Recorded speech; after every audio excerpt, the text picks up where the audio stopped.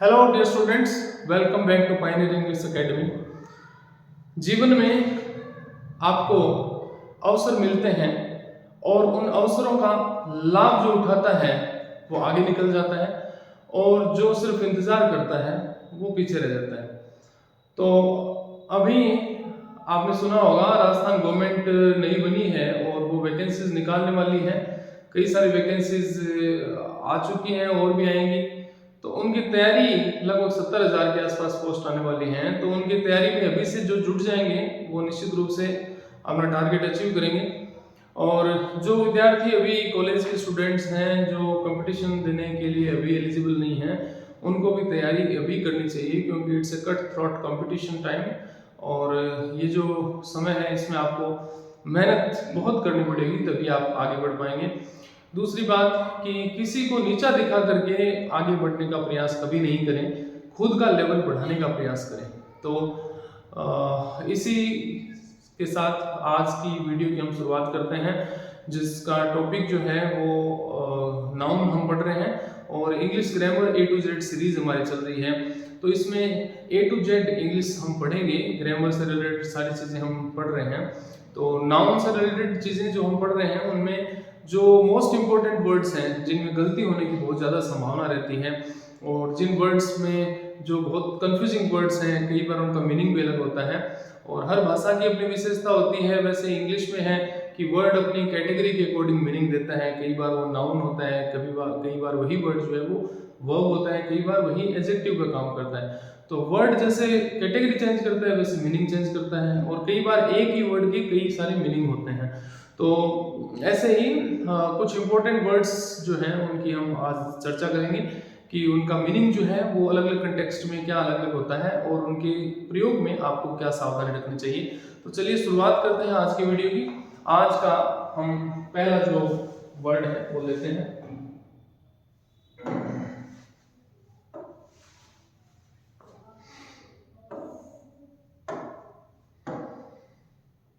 आज का जो हमारा पहला वर्ड है वो है गुड। गुड का मीनिंग आप लोग सभी अच्छे से जानते हैं। गुड का अर्थ होता है अच्छा और सिंगुलर एक वचन में जब गुड का हम प्रयोग करते हैं तो इसका अर्थ होता है बेनिफिट या वेलबींग, यानी लाभ या अच्छा होना, ये गुड का अर्थ होता है। लेकिन प्लूरल में जब हम गुड का प्लूरल बनाते हैं जो कि है गुड्स, तो उसका अर्थ पूरी तरह से बदल जाता है। प्लूरल में गुड्स का अर्थ होता है मूवेबल प्रॉपर्टी या मर्चेंडाइज, यानी एक तरह से हम हिंदी में कहें तो गुड्स का अर्थ होता है सामान। सामान जिसको एक स्थान से दूसरे स्थान तक ले जाया जा सकता है, मूवेबल होता है, उसे गुड्स कहते हैं। आपने देखा होगा जो ट्रक होते हैं जो सामान लाने ले जाने का काम करते हैं उनके ऊपर लिखा होता है गुड्स कैरियर। अब यहाँ पे एक वर्ड और ध्यान में आ गया मेरे, आपको बता देता हूं मैं। ये जो वर्ड है अपना, इसको आप क्या बोलते हैं? बहुत सारे स्टूडेंट्स इसको कैरियर बोलते हैं, जबकि ये कैरियर नहीं है। कैरियर की स्पेलिंग जो है वो ये होती है, ये कैरियर होता है।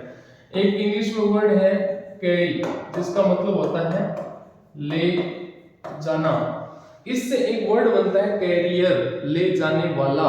कैरी ले जाना, कैरियर ले जाने वाला, तो ये है कैरियर। अब ये जो वर्ड हम बोलते हैं, जब आप कहते हो कि मुझे अपना कैरियर बनाना है, तो वो गलत है।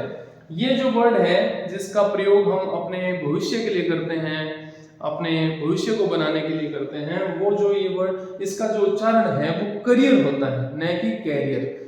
करियर, कैरियर, करियर, कितना डिफरेंस है आप बोलेंगे तब आपको खुद पता लग जाएगा। तो जो कैरियर होता है, गुड्स कैरियर, यानी सामान लाने ले जाने वाला। तो गुड्स, गुड का अर्थ हो गया अच्छा और गुड्स का मतलब हो गया सामान। तो ये अपना पहला वर्ड है। अब हम दूसरे वर्ड की चर्चा करते हैं। दूसरा जो हमारा वर्ड है वो है ग्राउंड।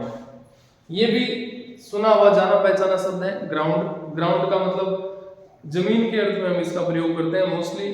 जैसे प्ले ग्राउंड होता है, खेलने का जो मैदान है या जमीन है, उसे हम प्ले ग्राउंड कहते हैं। तो इसका जो सिंगुलर में मीनिंग होता है वो अर्थ होता है ग्राउंड का एक वचन में अर्थ क्या होता है? धरती। क्या अर्थ होता है? धरती। ठीक है। और इसका कोई प्लूरल नहीं होता है, इसका does not have a plural. धरती के अर्थ में कोई प्लूरल नहीं होता है, क्योंकि धरती धरती है, चाहे वो जितने जमीन पे मैं खड़ा हूँ वो उतनी धरती है, या पूरी दुनिया जिस पे बसी हुई है वो धरती है, ये धरती है, धरती ही है, इसका कोई प्लूरल नहीं है।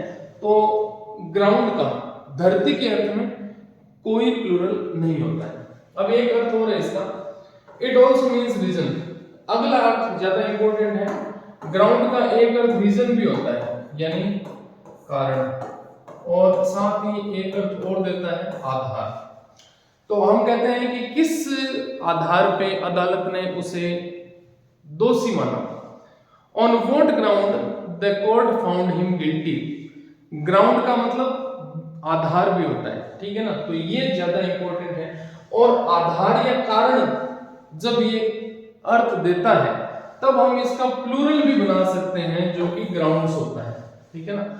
किन आधारों पे या किन कारणों से अदालत ने उसको दोषी माना। On what grounds the court considered him to be guilty. तो यहाँ पे जो ग्राउंड है उसका अर्थ है कारण या आधार, और इसका प्लूरल भी बनता है। तो ये दो अर्थ हो गए, पहला अर्थ हो गया धरती, दूसरा अर्थ हो गया आधार या कारण। अब आगे की हम चर्चा करते हैं।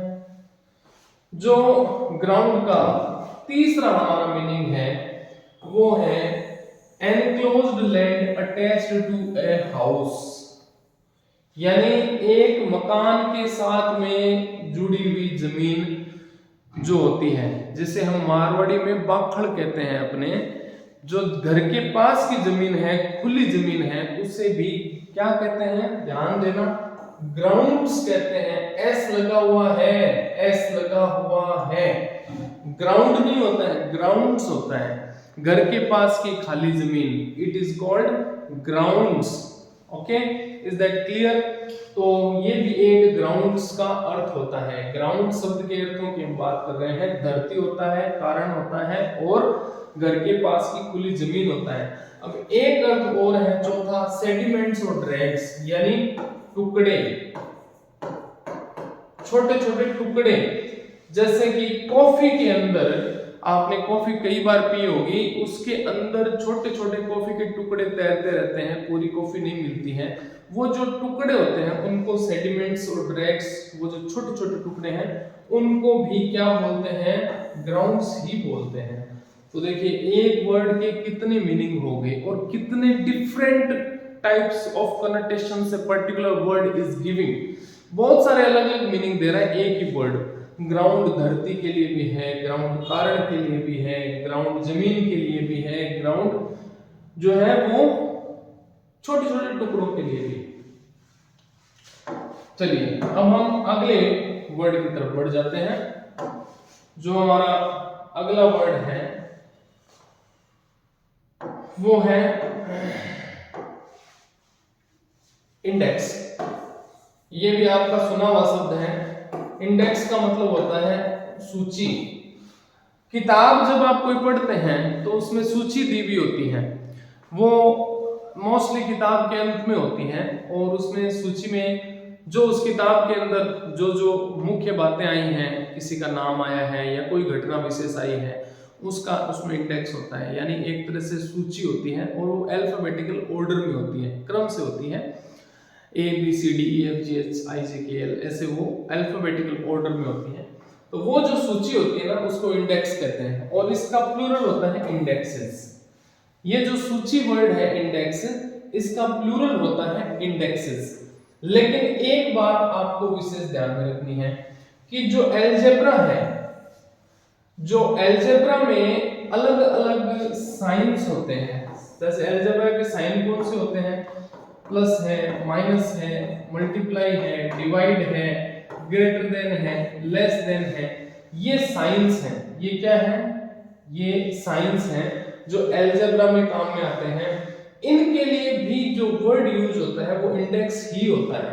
इन अलजेब्रा के साइंस को भी इंडेक्स बोलते हैं। लेकिन ध्यान देने वाली बात यह है कि जब हम इसका प्लूरल बनाएंगे तो इसका इंडेक्सेस नहीं बनेगा, प्लूरल इंडाइसेस बनेगा। क्या बनेगा, इंडाइसेस।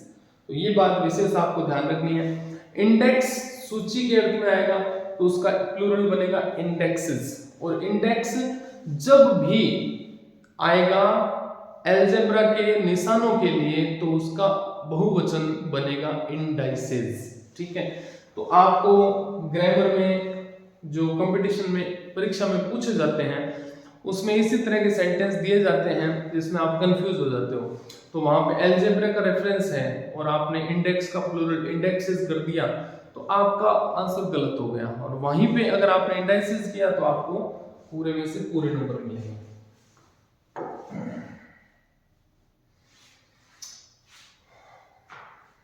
चलिए अगला जो हमारा वर्ड है वो है आयरन। इसके बारे में कल भी शायद मैंने वीडियो में, पहले वाले वीडियो में बताया था आप लोगों को। आयरन का जो अर्थ होता है वो लोहा होता है, आप सभी जानते हैं। सिंगुलर में इसका जो मीनिंग है वो काइंड ऑफ मेटल होता है, यानी एक तरह का धातु है लोहा। लेकिन प्लूरल में आयरन्स का मतलब हो जाता है फेटर्स। फेटर्स का मतलब होता है बेड़ियां।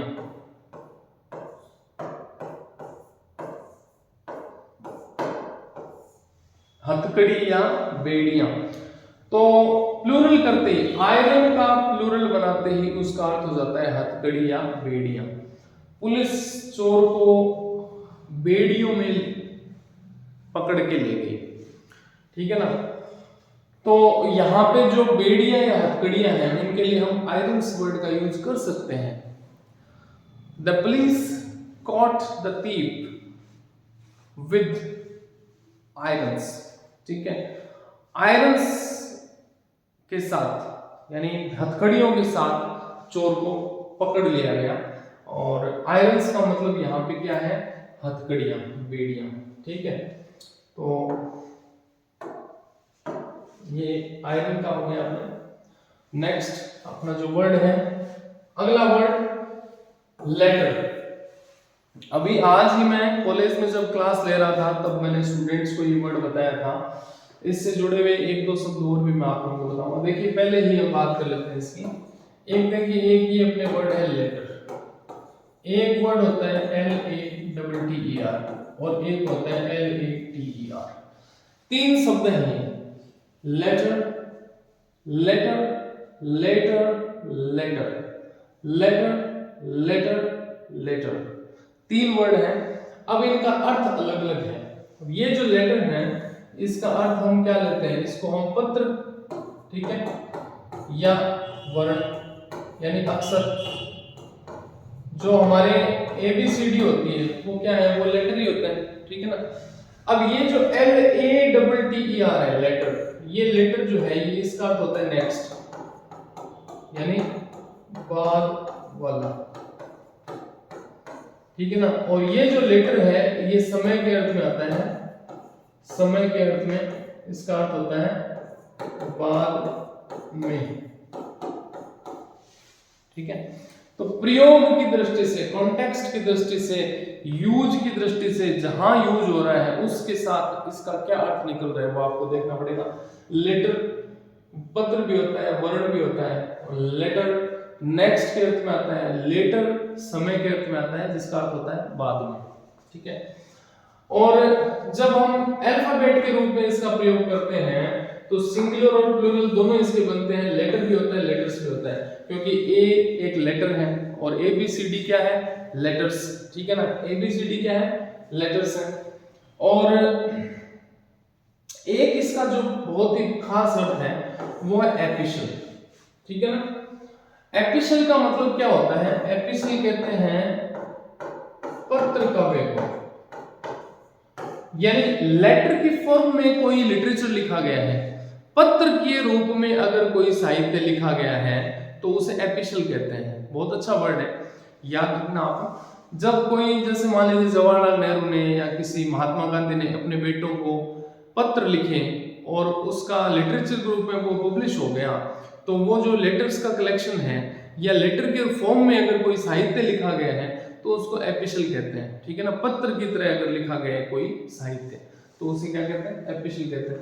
और इस अर्थ में भी इसके दोनों मीनिंग, दोनों फॉर्म होती हैं, यानी सिंगुलर भी होता है और प्लूरल भी होता है, लेटर और लेटर्स, ठीक है। और लेटर जो है ये लिटरेचर के अर्थ में प्रयोग होता है। लेटर शब्द एक लिटरेचर के अर्थ में भी प्रयुक्त होता है, लेकिन वहां ये लेटर नहीं होता है, सिर्फ इसका प्लूरल ही यूज होता है, लेटर्स यूज होता है। जैसे मान लीजिए इरुडाइट मैन है, इरुडाइट का मतलब क्या होता है? विद्वान। नए नए वर्ड्स आ रहे हैं, आप इनको नोट करते जाइए, साथ साथ इनको लिख लीजिए ताकि ये आपको हमेशा याद रहे। इरुडाइट मैन, कोई विद्वान व्यक्ति है, तो उसके लिए अंग्रेजी में एक वर्ड आता है man of letters. Man of letters, not man of letter, ठीक है ना, ये नहीं है, ये है, सॉरी ये है मैन ऑफ लेटर्स। साहित्यकार, मैं कई बार क्लास में स्टूडेंट से पूछता हूं साहित्यकार को अंग्रेजी में क्या कहते हैं। अब बीए के स्टूडेंट हैं, एमए के स्टूडेंट हैं, और उनको पूछते हैं साहित्यकार को अंग्रेजी में क्या कहते हैं, वो कहते हैं सर नहीं पता। अब आप देखिए, सोचने की बात है। मैन ऑफ लेटर्स, साहित्यकार के लिए इंग्लिश में वर्ड है मैन ऑफ लेटर्स, ठीक है ना। तो लेटर्स जो यहाँ पे शब्द है ना, ये लिटरेचर के लिए आया है। यहाँ पे जो ये लेटर्स वर्ड है ये किसके लिए आया है? साहित्य के लिए, ये साहित्य के लिए आया है। यहाँ पे जो लेटर्स वर्ड आया है मैन ऑफ लेटर्स में, ठीक है ना। तो अब आप देखिए लेटर शब्द की कितने अर्थ हो गए। एक तो अल्फाबेट हो गया, जहां ये सिंगुलर और प्लूरल दोनों होता है। फिर बाद में एपिस्टल के अर्थ में ये आता है, पत्र काव्य के अर्थ में। और फिर साहित्य के अर्थ में भी लेटर आता है, जहां पे इसका सिर्फ प्लूरल यूज होता है, मैन ऑफ लेटर्स, ठीक है ना। तो ये लेटर का अपने बात कर रहे थे। अब चलिए अगला वर्ड हम देखते हैं, ये है अपना लाइट। लाइट का मतलब प्रकाश, ठीक है, रोशनी, प्रकाश या रोशनी। इसका जो एक अर्थ होता है रेडियंस, रेडियंस यानी रोशनी, तब वहां पे सिर्फ सिंगुलर ही फॉर्म इसकी काम आती है। यानी जब हम कहते हैं लाइट, जैसे इस कमरे में मैं ये कहूँ कि इस कमरे में लाइट है, प्रकाश है, ठीक है ना। तो प्रकाश का प्लूरल क्या होता है भाई? प्रकाश का प्लूरल क्या होगा? प्रकाश है, इस कमरे में तो प्रकाश है।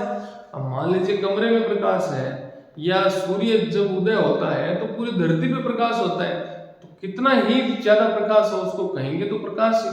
तो लाइट है, तो लाइट का प्लूरल नहीं होता है, लाइट सिंगुलर ही यूज होती है। तो लाइट्स नहीं होता है, लाइट का सिंगुलर में ही यूज होता है, लाइट ही होता है, प्रकाश, ठीक है।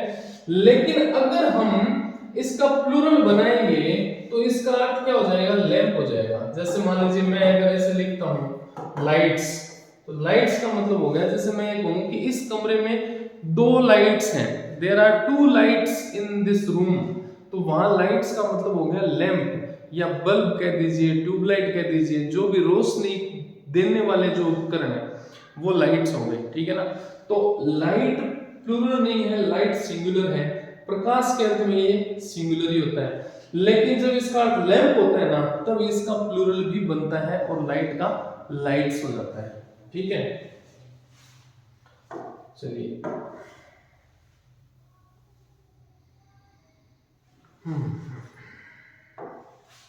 यस,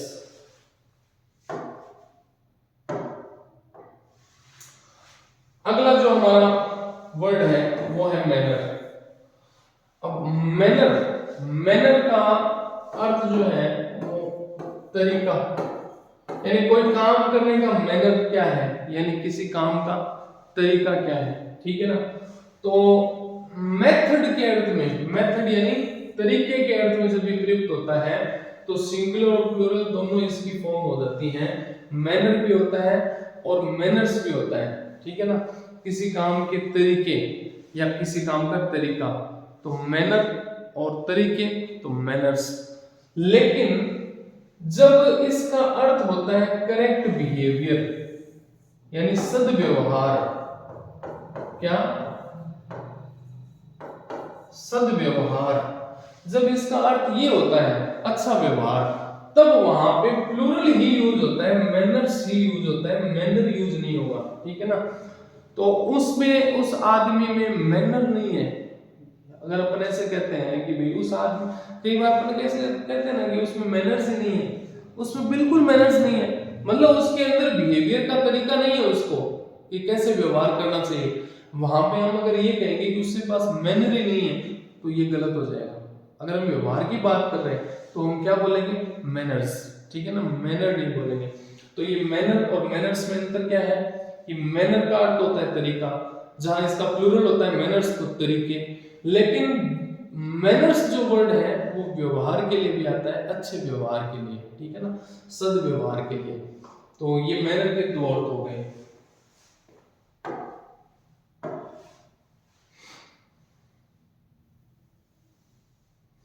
अब अगला जो हमारा वर्ड है वो है मीन्स।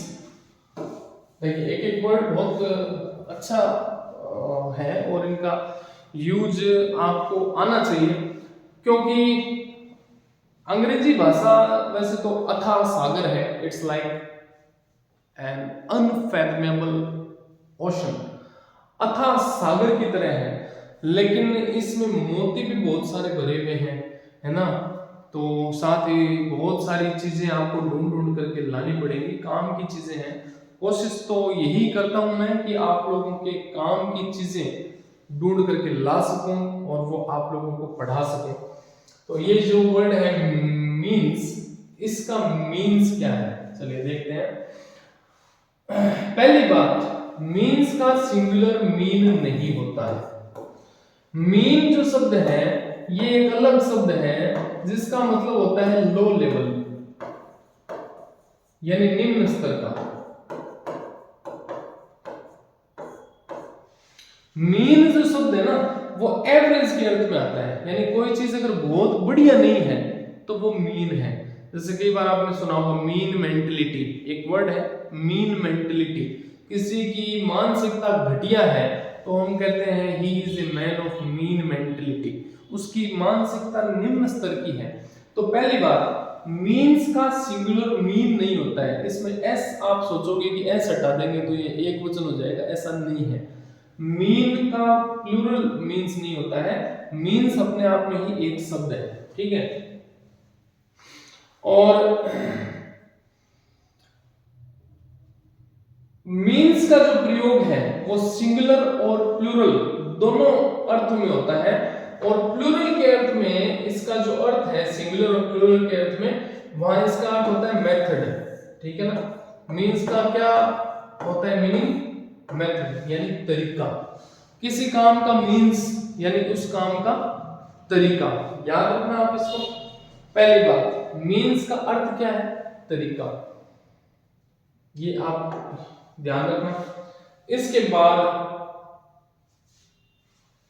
एक इसका अर्थ और होता है, वो होता है वेल्थ यानी संपत्ति। संपत्ति के अर्थ में आता है ये, तो ये हमेशा प्लूरल अर्थ देता है, हमेशा ही प्लूरल काउंट होता है ये मीन्स जो है ना। अगर इसका अर्थ है संपत्ति तो ये हमेशा प्लूरल ही होगा, यानी मीन्स के साथ हम इज एम आर में से आर लगाएंगे और वाज वर में से वर लगाएंगे, हैज हैव में से हैव लगाएंगे। तो क्यों, क्योंकि मीन्स जो है ये हमेशा प्लूरल ही होता है। जब इसका अर्थ क्या हो, संपत्ति, धन, दौलत, तब इसका प्लूरल ही यूज होता है, सिंगुलर यूज नहीं होता है। तो ये बात आप ध्यान रखना। मीन्स का अर्थ तरीका भी होता है, और मीन्स जो है वो धन संपत्ति के अर्थ में भी काम आता है, लेकिन धन संपत्ति के रूप में जब इसका प्रयोग करेंगे तब इसका हमेशा बहुवचन में प्रयोग होता है, यानी प्लूरल में यूज होता है। चलिए अब अपना एक नेक्स्ट जो वर्ड है वो है मोरल, ठीक है ना। आपने बचपन में जितनी भी कहानियां आपने इंग्लिश में पढ़ी होंगी, याद की होंगी, उनमें लास्ट में होता था मोरल, ठीक है। जैसे ट्रस्टी क्रो कहानी है, उसमें लास्ट में दिया हुआ है मोरल। ग्रीडी डॉग कहानी है, लास्ट में दिया हुआ है मोरल, नैतिक शिक्षा होती है वो, ठीक है ना। मोरल और मोरल्स दोनों ही इसकी फॉर्म होते हैं, सिंगुलर और प्लूरल, और इसका अर्थ होता है मोरल लेसन यानी नैतिक शिक्षा, ठीक है।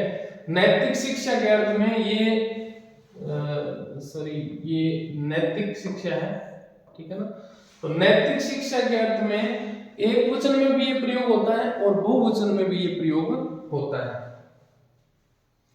लेकिन जब हम मोरल हैबिट्स की बात करते हैं, यानी नैतिक आदतों की बात करते हैं, तो ये प्लूरल ही यूज होता है, सिर्फ मोरल्स, ठीक है ना। यानी अगर हम हैबिट की बात करें, आदत के अर्थ में जब हम मोरल शब्द काम में लेते हैं ना, तो ये मोरल्स ही यूज होता है, मोरल सिंगुलर में यूज नहीं होता है। नेक्स्ट वर्ड की हम बात कर लेते हैं, जो कि नंबर। ये भी एक बहुत सिंपल सा वर्ड है, काफी सुना हुआ वर्ड है, लेकिन मीनिंग में कंफ्यूजन हो सकता है। कैसे होगा, आइए बात करते हैं। क्वांटिटी, नंबर का मतलब होता है क्वांटिटी, यानी कि मात्रा। और नंबर का एक वचन और बहुवचन दोनों में प्रयोग होता है, सिंगुलर और प्लूरल, नंबर और नंबर्स, ठीक है ना। लेकिन जब इसका अर्थ होता है वर्सेस, ये बड़ी महत्वपूर्ण बात है। एक नंबर्स का, नंबर जो शब्द है ना, इसका एक अर्थ कविता भी होता है, कविता या काव्य। जब काव्य के अर्थ में आएगा नंबर, तो सिर्फ प्लूरल ही यूज होगा, नंबर्स ही यूज होगा, नंबर यूज नहीं होगा। यानी अगर हम कहते हैं ना कि जो वर्ड्सवर्थ की जो पोएम्स हैं, तो हम ऐसे भी कह सकते हैं, the numbers of written by Wordsworth, Wordsworth के द्वारा लिखी गई कविताएं, the numbers composed by Wordsworth, ठीक है ना। तो कविताएं, काव्य के अर्थ में भी नंबर्स वर्ड का प्रयोग होता है, लेकिन वहां पे नंबर नहीं लिखेंगे। एक कविता है तो हम ऐसे नहीं कहेंगे कि नंबर नहीं, साहित्य के अर्थ में जब भी ये वर्ड आएगा तो ये नंबर्स ही आएगा, नंबर नहीं आएगा। और इसका अर्थ क्या होगा, काव्य या कविताएं, ठीक है। अगला वर्ड, ये वर्ड्स जो मैं आप लोगों को बता रहा हूं, ये सिलेक्टेड मोस्ट इंपॉर्टेंट वर्ड्स हैं, जिनका जो यूज है वो करते समय हम मोस्टली मिस्टेक कर देते हैं। हालांकि ये वर्ड्स बहुत सिंपल हैं, देखे हुए हैं, हमारे काम में लिए हुए हैं, लेकिन यूज करने में गलती हो जाती है। तो आप क्या सोचते हैं इस तरह के वर्ड्स के बारे में? और जब हम पढ़ते हैं तब पढ़ते समय हमें याद भी नहीं रहता है। याद कब रहेगा, जब आप इनको सेंटेंस में यूज करोगे, है ना। तो ज्यादा से ज्यादा सेंटेंस बना करके देखिए। मैंने आपको एक वर्ड लिखवाया जैसे नंबर, तो नंबर का सेंटेंस बनाइए अपने हिसाब से, एक सेंटेंस बनाइए कि जिसमें एक अर्थ तो संख्या और एक अर्थ निकल रहा हो कविता, ठीक है ना। ये तरीका है याद रखने का। चलिए अगला जो हमारा वर्ड है वो है,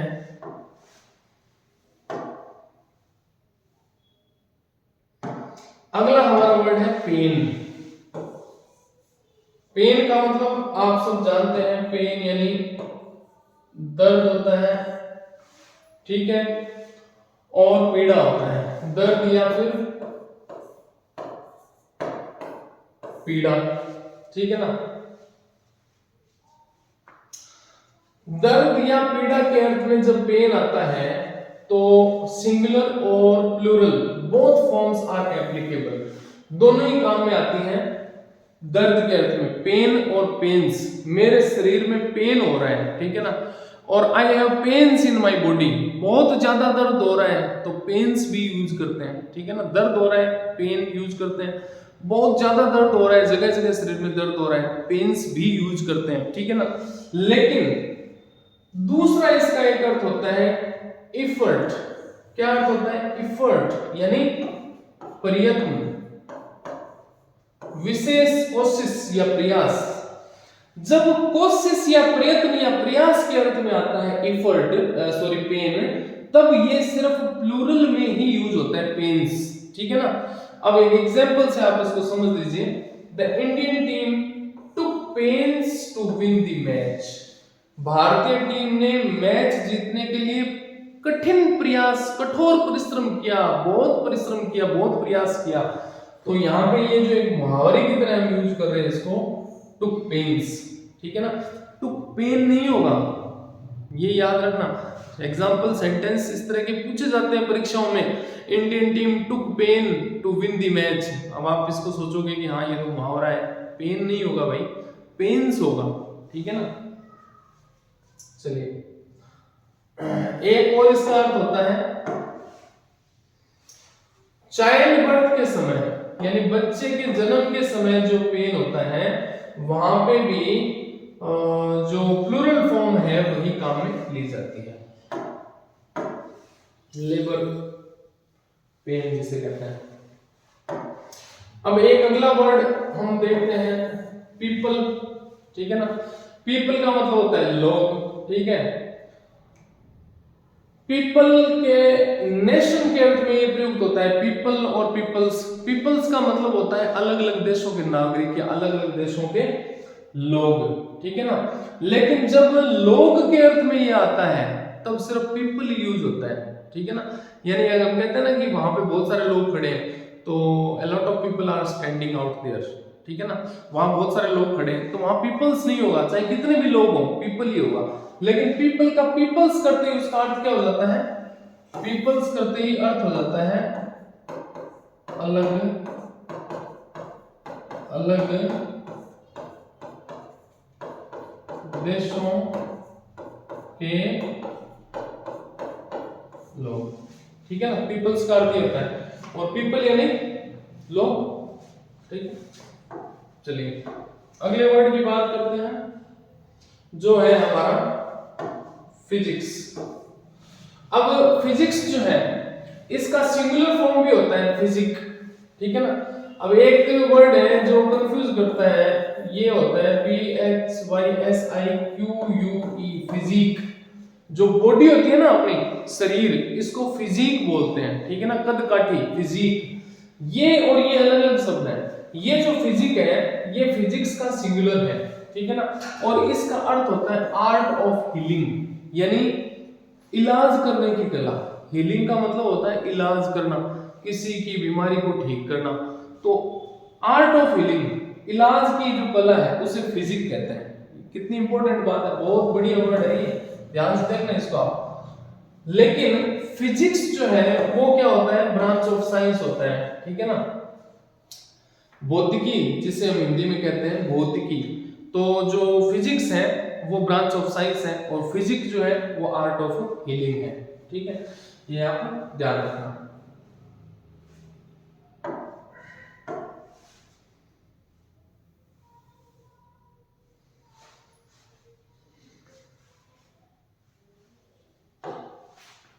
चलिए अगला हमारा वर्ड है प्रैक्टिस, ठीक है ना। प्रैक्टिस का अर्थ होता है हैबिट, यानी किसी चीज की हमें प्रैक्टिस कर ली हमने, यानी हमने उसका अभ्यास किया बहुत ज्यादा, ठीक है। तो प्रैक्टिस हैबिट के अर्थ में जब आती है तो इसका प्रैक्टिस भी होता है, प्रैक्टिसेस भी होता है, ठीक है ना। लेकिन जब हम प्रोफेशन की बात करते हैं, यानी जैसे एक डॉक्टर प्रैक्टिस करता है, ठीक है ना। डॉक्टर अपनी प्रैक्टिस कर रहे हैं, मतलब वो अपना व्यवसाय कर रहा है। जैसे एक लॉयर है, वकील है, वो प्रैक्टिस करता है कोर्ट में, तो इसका मतलब वो अपना व्यवसाय कर रहा है। तो जब हम व्यवसाय के अर्थ में प्रैक्टिस शब्द काम में लेंगे तो सिर्फ और सिर्फ सिंगुलर ही यूज होगा, यानी एक वचन नहीं आएगा, प्रैक्टिस, प्रैक्टिसेस नहीं होगा। लेकिन आदत के अर्थ में प्रैक्टिस भी होता है और प्रैक्टिसेस भी होता है, ठीक है। एक बहुत अच्छा वर्ड है, अगला वर्ड आप लोगों को जो मैं बता रहा हूं, क्वार्टर, ठीक है ना। क्वार्टर शब्द का वैसे अर्थ होता है चौथाई, यानी 1/4, चौथाई को हम क्वार्टर कहते हैं, ठीक है ना। तो क्वार्टर भी होता है, क्वार्टर्स भी होता है, चौथाई, और बहुत सारे क्वार्टर्स यानी कई जो एक चौथाई हिस्से हैं, तो उसके लिए क्वार्टर्स शब्द भी काम में लिया जाता है। लेकिन इसका एक बहुत खास अर्थ होता है, वो होता है लॉजिंग्स। लॉजिंग्स का मतलब होता है रहने का स्थान,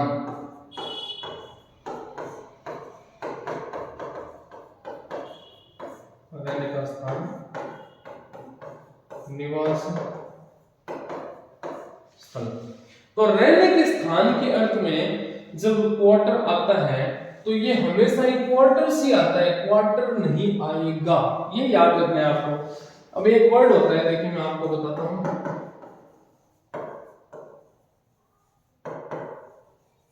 हेडक्वार्टर्स। हेडक्वार्टर्स का मतलब क्या होता है?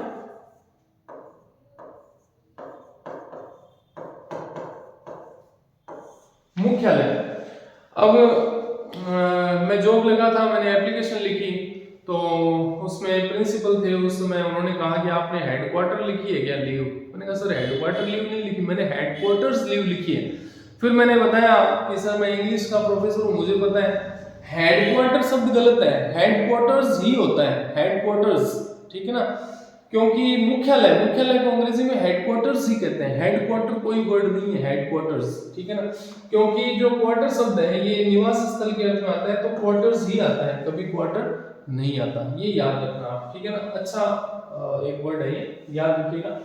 क्वार्टर यानी चौथाई, और रहने का स्थान क्वार्टर्स, ठीक है। जैसे क्वार्टर्स बने हुए होते हैं ना, जो सरकारी कर्मचारी हैं, अधिकारी हैं, उनके मकान बने होते रहने के, उनको भी क्वार्टर कहते हैं। कई जने कहते हैं क्वार्टर बने हुए हैं यहाँ पे, क्वार्टर नहीं है, क्वार्टर्स ही हैं, ठीक है ना, ये ध्यान रखिएगा। चलिए अब लास्ट अपना वर्ड है आज का, रिस्पेक्ट। रिस्पेक्ट का मतलब क्या होता है? रिगार्ड, ठीक है, सम्मान। तो जब हम किसी का रिस्पेक्ट करते हैं तो हम उसका सम्मान करते हैं, ठीक है ना। लेकिन प्लूरल में जो रिस्पेक्ट्स वर्ड है इसका मतलब होता है ग्रीटिंग्स, यानी अभिवादन।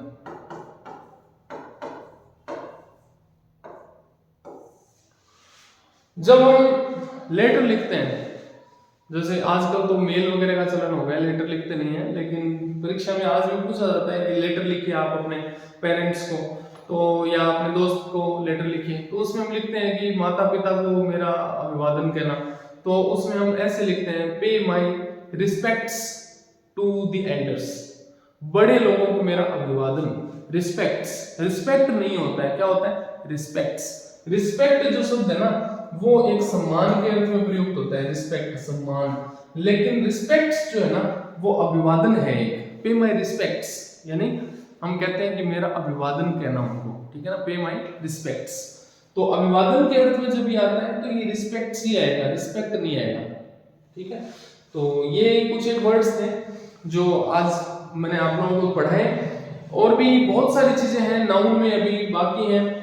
एक बहुत विशाल एक भंडार है नॉलेज का, ज्ञान का, जिसमें से कुछ चुन करके मैं चीजें आप लोगों के लिए लेकर के आ रहा हूँ, और I hope that you will find these things useful and you will definitely get benefited in the coming time for the preparation of your examination and all the things। लेकिन एक बात ध्यान रखिए, आपको जो भी लगे आप वीडियो के बारे में मेरे को बताइए जरूर कमेंट करके कि सर इसमें ये अच्छा लग रहा है, हमें ये थोड़ा कम अच्छा लग रहा है, ताकि मैं इसे और बेहतर कर सकूं। बाकी नॉलेज को आप लोग देखिए, पढ़ने में आप ये मत सोचिए कि हम क्लासरूम में कोई चीज पढ़ेंगे तभी समझ में आएगा, वीडियो देख करके आप बहुत अच्छे से समझ सकते हो, लेकिन बस आपके अंदर वो होना चाहिए, एक भाव होना चाहिए कि मुझे पढ़ाई करके कुछ बनना है, कुछ सीखना है। आप ये सोचोगे कि ठीक है यहाँ पे भी पढ़ाई हो रही है, वहां पे भी हो रही है, कोचिंग में हो रही है, इधर हो रही है, उधर हो रही है, आप भागते दौड़ते रहोगे, इधर उधर भटकोगे, कुछ नहीं मिलेगा। आप डिसाइड कीजिए कि यहाँ पे वीडियो देख करके मुझे ग्रामर सीखनी है, सारे वीडियो सीरीज से मैं डालूंगा, आप देखते जाइए, नोट्स बनाते जाइए, और ग्रामर आप सीख जाओगे। समझ में नहीं आएगा, कोई चीज रह जाएगी, वो हम प्रैक्टिस करेंगे, फिर एक्सरसाइज वगैरह करेंगे और समझ में आ जाएगा आपको अच्छे से, ठीक है ना। तो अगले वीडियो में फिर से मिलते हैं, तब तक के लिए thanks a lot. And YouTube पे मेरे चैनल को लाइक कीजिए, शेयर जरूर कीजिए अपने फ्रेंड्स के साथ, ताकि ज्यादा से ज्यादा इसको देख पाए। Thank you.